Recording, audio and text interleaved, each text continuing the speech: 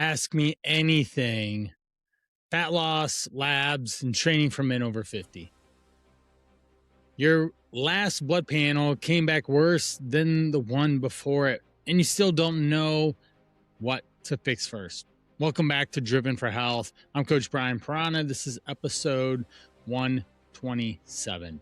And I'm excited to talk with you. These are real questions from guys over 40. I did a recent podcast episode number, let's see if I can find it here quickly. It was 118 and 119. And because of that, I got a lot more questions. So I wanted to go through a number of different categories of topics.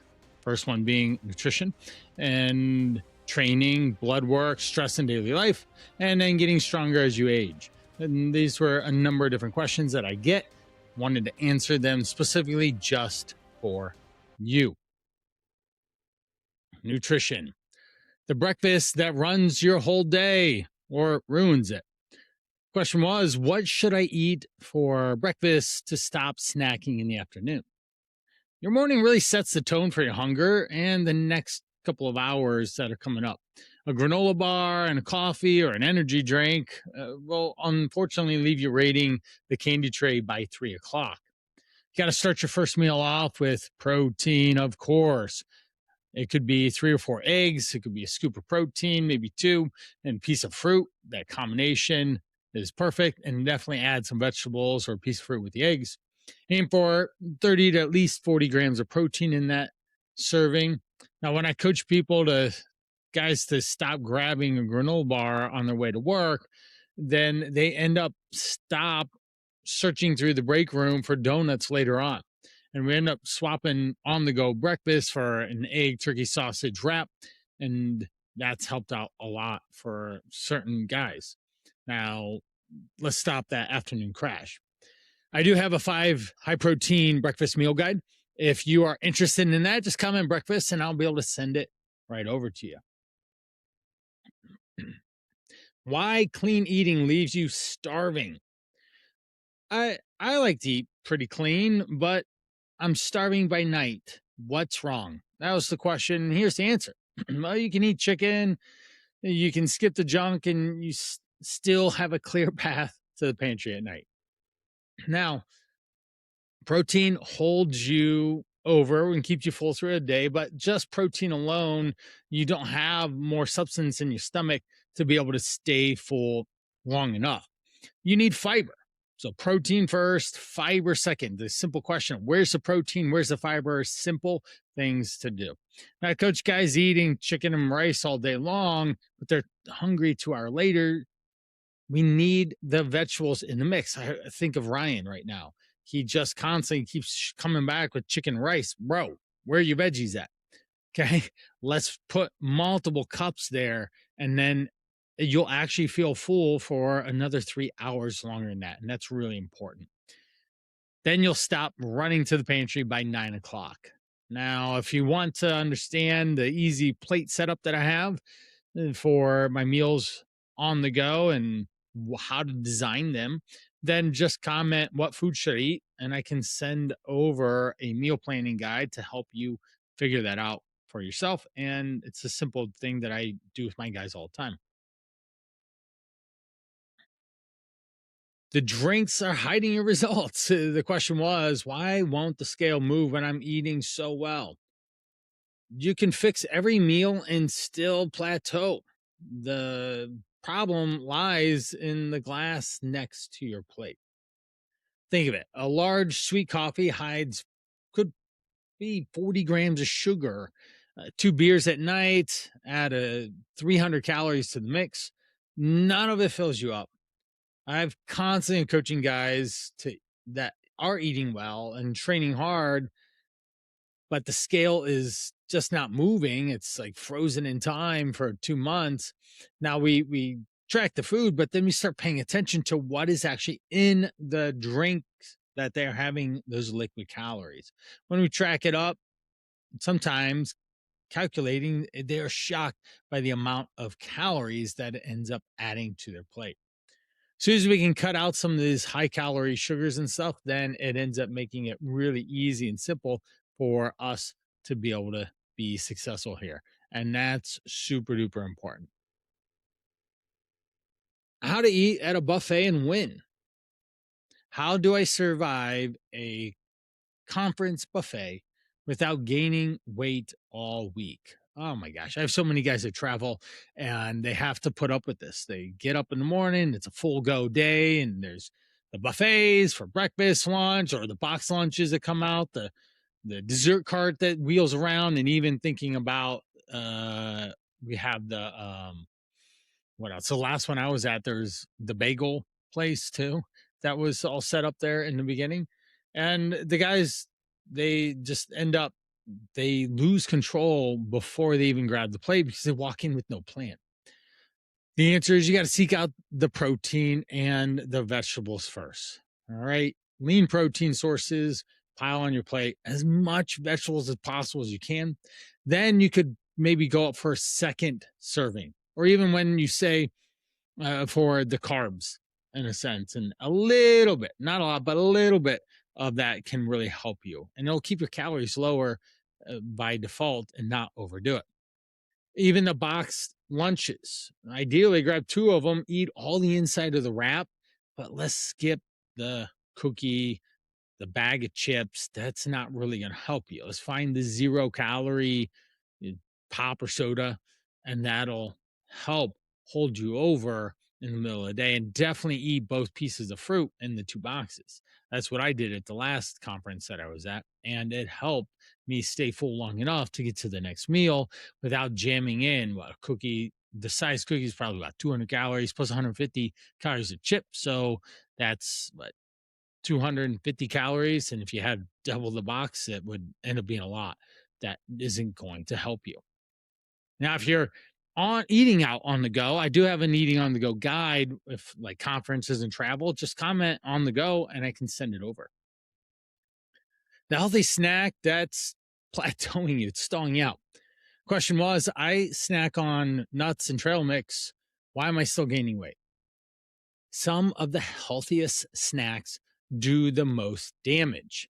Nuts and trail mix top the list. I even did a somewhat recent Instagram on this specifically. It was 2/3 cup was 180 calories. That is bananas. Now, fat packs 9 calories in a gram, while protein and carbs are 4. What does that mean? That means that fat multiplies calories. And nuts by the handful could be 200 plus calories real quick in just one handful. You do that twice, you got yourself basically almost a meal's worth of calories there. And that's a lot. Now, trail mix with all the other stuff, the dried fruits and maybe the candies and stuff, that ends up multiplying it even more, and a big challenge. So coaching guys to put down the nuts, the trail mix, and all that stuff is super important in swapping that out. Or at the very least, you have to literally use a measuring cup. Now, if you're looking for healthy snacks, I do have a little snack cheat sheet. Just comment the word snack, and I can send that right over to you. We have fitness. Fitness is super important of a category. So we just wrapped up nutrition, and now here is fitness. The short workout that beats your hour-long bro set. The question is, do I need to train every day to see results? Daily training sure sounds like a good idea, and I've coached plenty of guys that have maintained 4 or 5 days in a row or in the week. That works perfectly fine if it fits, but we don't need to go 6 or 7. Don't say that around your kids either. But you don't need that in a typical workout week to still be efficient and effective.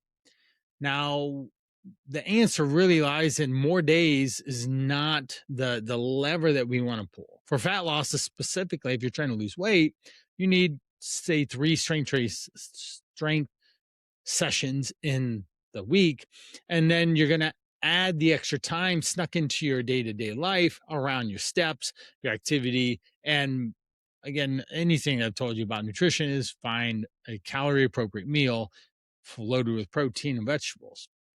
Now, when you do that, then you don't have to spend so many hours in the gym, especially if your work schedule is 60 plus a week. And a lot of guys that I work with are full go grind, trying to make things happen in their business and in their companies.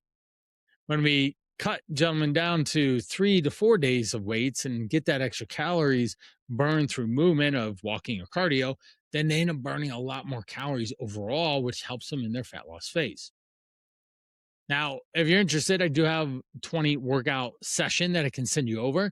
And it's a quick template, just comment body weight, and I can send over a quick workout sheet that can get you more time efficient and effective workouts. Does lifting make you bulky or lean? Well, will lifting heavy make me bulky? That's the question. I want to look lean. I want to have that like surfer guy type. I pull my shirt off and just look like a superhero these days, not the Incredible Hulk. Guys skip the weights to avoid getting bulky, and then they ultimately end up staying soft because the weights are where that matters the most and what makes them actually lean. Lifting heavy builds muscle that gives you your shape.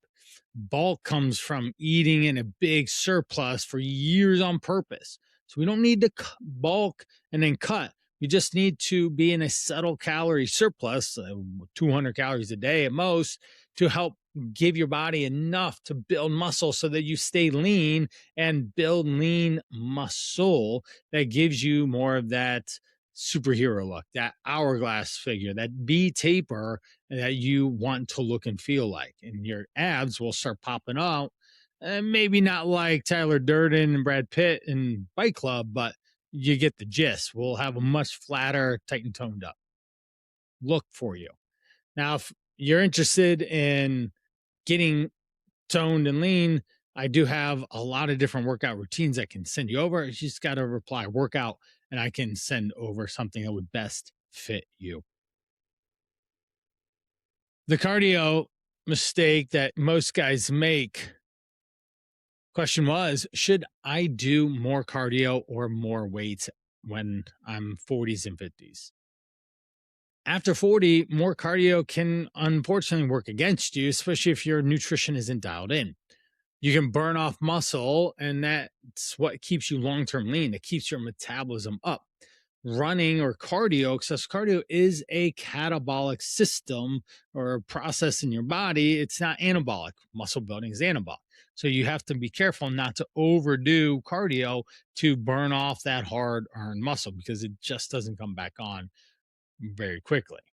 So going to the gym, lifting, and doing some higher intensity intervals after a session could be a very effective way to help burn calories, or even do a body weight type workout or something with kettlebells or dumbbells that is more of a circuit style to finish off the workout. In my CrossFit days, we call it a Metcon, metabolic conditioning, that really turns up the heat, so to speak, and helps you burn body fat.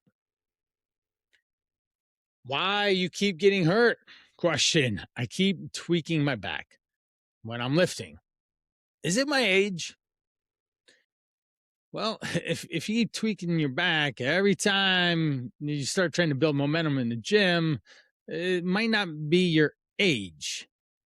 The question I would have is, how do you actually start the sessions that you have and end the sessions that you have too? Your joints need longer time to warm up, and your body needs to slowly add weight to the bar in a sense and not just go like you were 20 again. I myself am feeling this. My kids and I run, and it takes me a lot longer. They're like, when do you want to run? 5 minutes. They think, oh, more like 12 or 15 because dad's old now and he has to stretch and warm up. And I have this whole routine now that I do. And I specifically foam roll a lot to soften up my muscles before I go make an effort. That's important. So you do have to take care of yourself to be flexible and loose. Now, if you don't have a mobility routine or approach, I can send one over. Just comment mobility, and I will be happy to do that. 10-minute walks that outwork the gym. Well, the question was, does walking do anything for fat loss? I hope at this point that we can, seal this deal on here. A 10-minute walk after dinner does more than most guys think. And then even sometimes an hour in a gym. And what's important is that walking after a meal pulls the sugar out of the blood and puts it into your leg muscles, in a sense, into it lessens your ability to have a blood sugar spike, because when you move your body, it's like burning gas in a gasoline tank, and then your body is putting gasoline, like what you ate, back into the tank that is burning up. So it's a self-serving system. So you eat modest amount and then you go move your body, and you will feel a lot better that way. Love 10,000 steps for us, maybe even more, depending on what your day looks like, and that is okay. But 10K is usually the minimum with the guys that I have. Blood work, labs, 5 questions.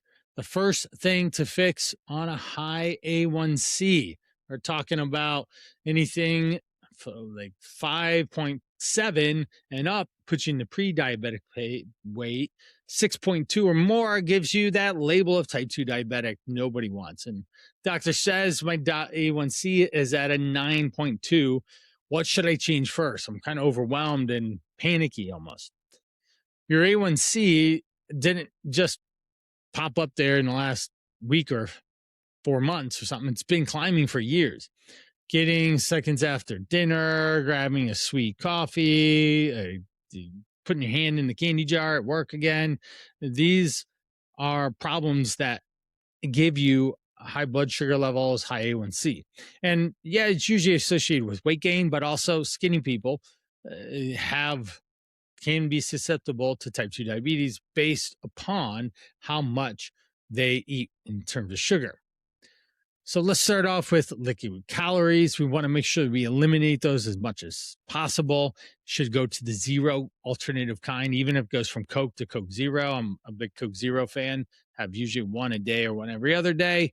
Splash of oat milk in it gives me that cream soda like taste. Tastes so good. And it's something different than just water. But this is going to be the first thing to do, is to analyze how many liquid calories you have coming in. When you do that, you can cut those down. Next up, we're looking to then portion the plate. 6 ounces of protein, 3 cups of vegetables minimum. These are standards, and we want that protein to be lean. Then we stack it with a 10-minute walk afterwards and a modest amount of carbohydrates on the plate, like a cup. Your blood sugar level is going to start normalizing very quickly. And that's what you need to do consistently for the next 3 months. And in general, in 3 months, if you're doing really well, you can drop 1 full point in your A1C. Now, I do have a Improve Your Blood Panel scorecard that really simplifies what your blood panel is. It explains it in the easiest terms and gives you an action plan around nutrition of what I just said, and starts to help you with that. If you're interested, just comment scorecard and I can send it over. Is high blood pressure just genetics? Well, question is, my blood pressure is 145/92. Is this genetics? Well, family history is like a loaded gun. Unfortunately, yes, it definitely has potential for being genetic. We have that nature versus nurture. Salty restaurant food, sitting at your desk all day, having belly fat for a longer period of time than you haven't. All these things pull up the likeliness that you will have increased blood pressure. But those are things that you can control through movement. The 3 levers: through movement, improving your food choices, and practicing portion control, that ends up helping you. So 10,000 to 12,000 steps will done throughout the day will certainly help control blood sugar levels. Picking better food choices and higher quality foods is going to help lower the blood sugar response and the blood pressure response no matter what. And then if you have to lose weight because of blood pressure, it's going to put a lot of ease on your system in the first place.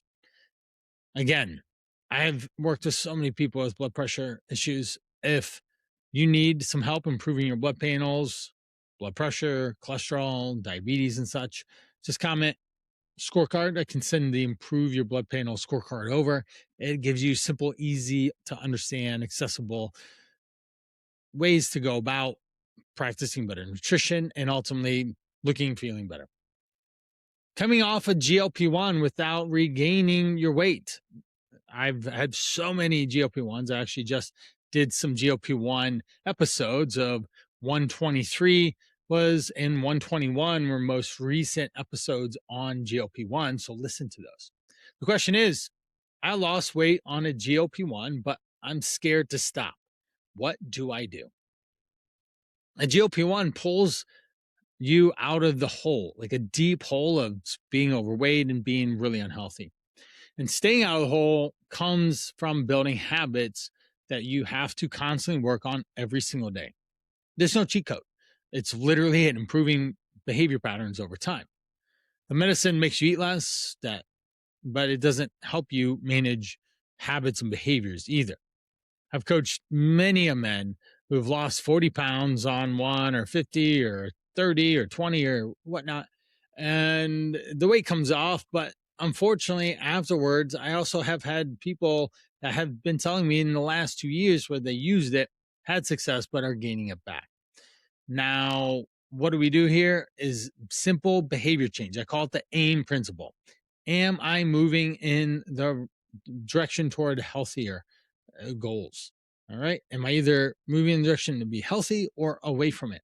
Now, if I'm moving toward, that's the A is just asking a question. You have to ask the question around, am I actually doing something that benefits me? I is identify what the behavior is and how to start to improve it. And M is actually follow through, make the move to improve your health. So use the AIM principle to help with starting that behavior change. It is important. And if you want habits, I've got a huge 84-page list of habits on my habits worksheet that I give to all my clients. I can send it over to you. Just comment habits and I'll do that. Bad cholesterol isn't always the worst thing ever. Let me explain. My cholesterol came back over 240. How worried should I be? Now, certainly you don't want to feel like a walking heart attack. High cholesterol can make you feel that way, and the 5 minutes you spend with your doctor can certainly do that. But most of the time, it's the number that we start with, and we want to then start to course correcting it. So once you acknowledge and get a blood panel that your cholesterol numbers are in a bad spot, you need to do something about it. How do we get cholesterol levels down? Well, most of the time, if you have high cholesterol, there is associated weight gain with it. Not always. You could still eat just high fatty garbage food and not be in an unhealthy body weight, but that is more or less the culprit here. Now, we have to stay in a calorie deficit. We need to get 150 minimum grams of protein and ideally 30 or more grams of fiber.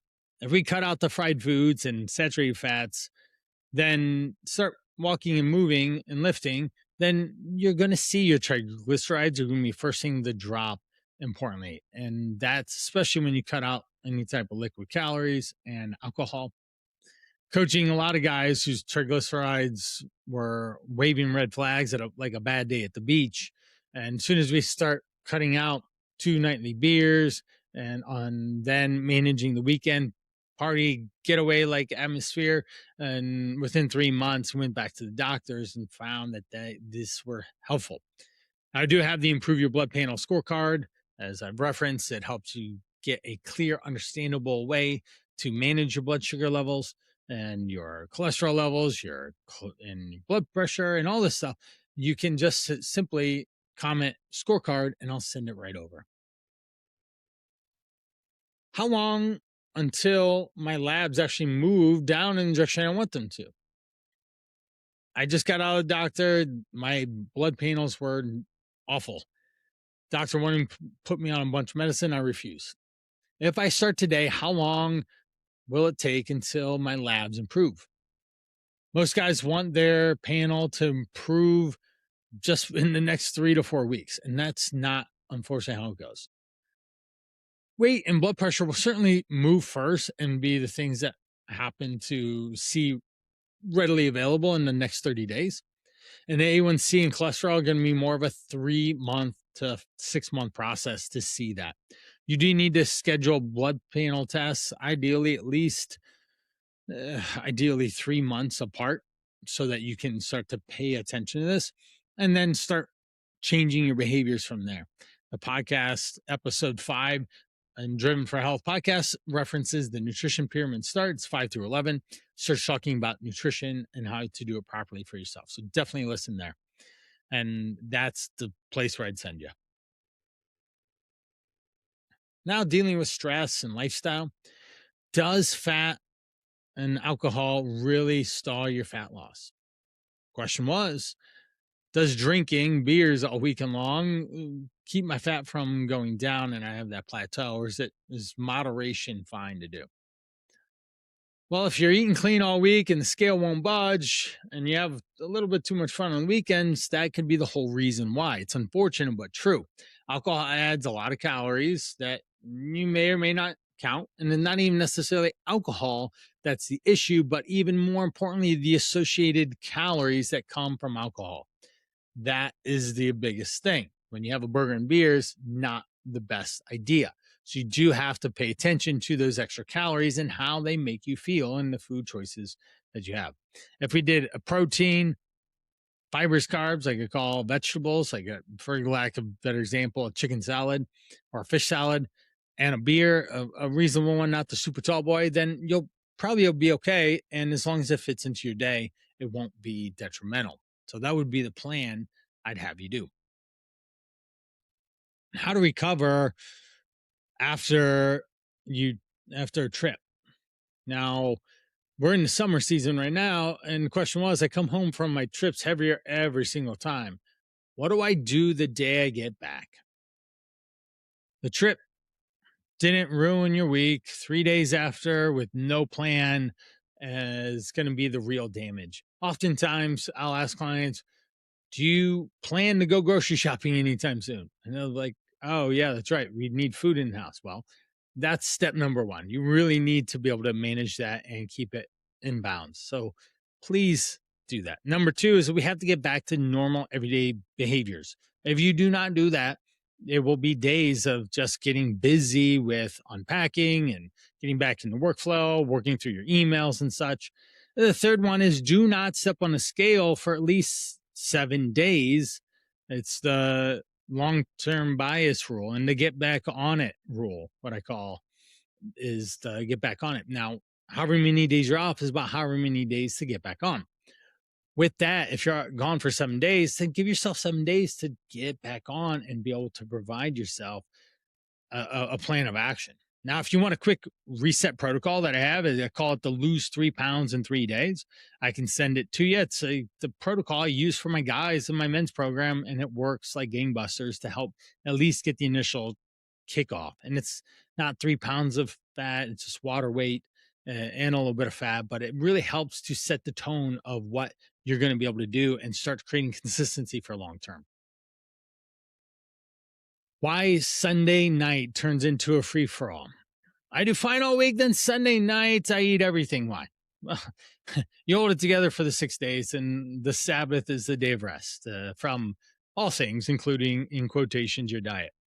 And one meal earlier in the day totally throws you off. Now, Sunday blowups come from possibly running too low throughout the week, too restrictive throughout the week and the month, skipping meals, eating really light or not enough volume of food. That happens quite a bit. And you end up racing to the pantry and the fridge to clear it out. Now, to focus on this is that we have to allow one in a quotations cheat meal where it's okay to do that and not have it blow up in your face. So let's not do that, please. Make sure that you have a subtle plan on how you're going to manage the what I call moderation, balance, and flexibility, MBF. You have to have a plan on Sundays or you will falter and it will blow up in your face. So please think through what your actions are going to be on Sunday so that you can enjoy yourself and still be successful. What to order when everyone wants takeout, right? I've got a family. Pizza mutinies come all the time. Question was, my family orders takeout a few nights a week. What won't wreck my progress? Takeout night doesn't have to cost you. Most menus have a really easy to understand menu most of the time. They have calories and even macronutrients on them, so you can definitely need to reference that. That ends up being the first place. Now, other easy hacks that we can do at a burger place, we want the leanest cut of beef or a chicken burger in a sense. We ditch the buns, grab as much greens as we can. If we're going to Mexican, we're doing double protein fajitas, skipping the chips. If we're doing Chinese, we're getting grilled protein, vegetables, sauce on the side, steamed rice. That'll help quite a bit and keep you managed. Now, I do have an eating on the go guide to help you manage this. It has fast food, fast casual, fine dining, on the go, on the road, in the air, at the airport, and all sorts of different ways to manage eating on the go. If you're interested in that, just comment eating on the go and I can send that over to you. Well, that's it for this episode of Ask Me Anything. I hope that you got some really good insights. I tried to get to the point on these things. And remember, consistency over time is the best thing that helps you every single time of the week. And that's important to make sure you manage that and stay successful. So that's it for this episode of Driven for Health. Thank you so much. And off we go.